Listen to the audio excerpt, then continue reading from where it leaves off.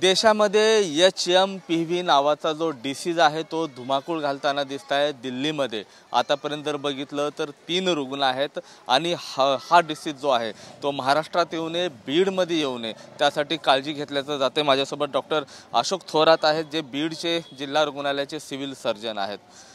काय नेमका हा कुठला डिसीज आहे, काय कारणीत कसा होतो हा? हे सर्दी, पडसं, खोकला यासारखे जे श्वसनाचे नियमित होणारे आजार आहेत तशाच प्रकारचा हा आजार आहे। आणि मी आपल्यामार्फत बीड जिल्ह्यातील जनतेला आश्वस्त करू इच्छितो की या आजाराच्या बातम्यांवरून किंवा चर्चेवरून घाबरून जाण्याचं काही कारण नाही।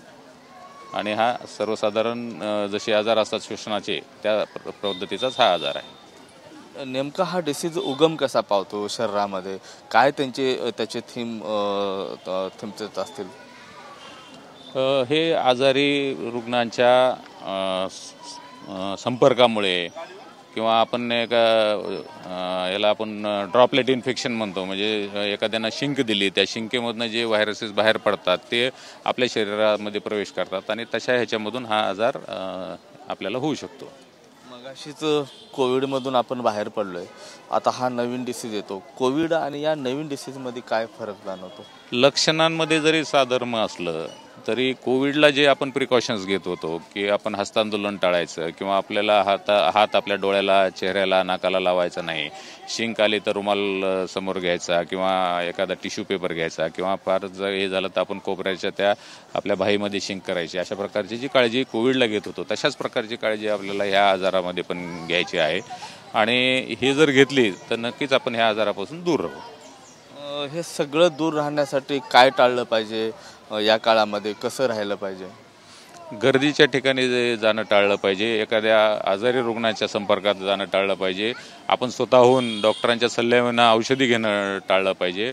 आणि आपण जर स्वतः आजारी असेल तर स्वतः लगेच शासकीय दवाखान्यामध्ये किंवा कुठल्याही डॉक्टरांकडे जाऊन सल्ला घेतला पाहिजे आणि स्वतःला आपण आयसोलेट केलं पाहिजे।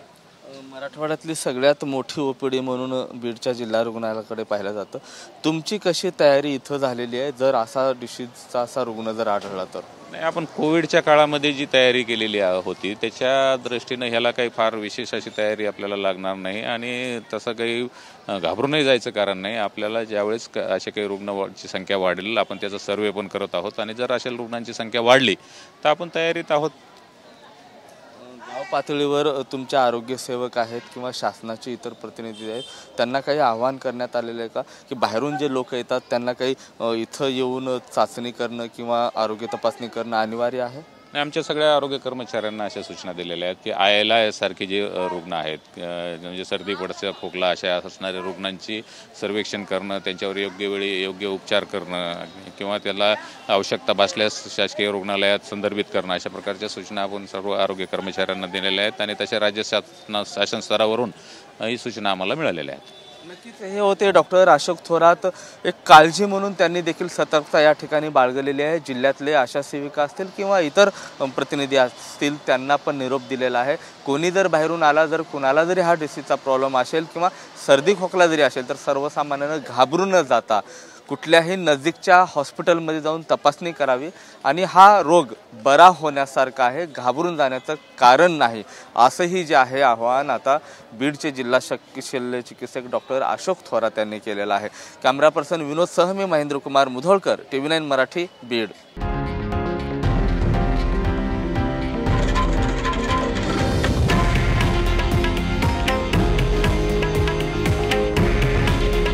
हे आहे देशातील नंबर 1 न्यूज नेटवर्क आणि आपण पाहत आहात TV9 मराठी।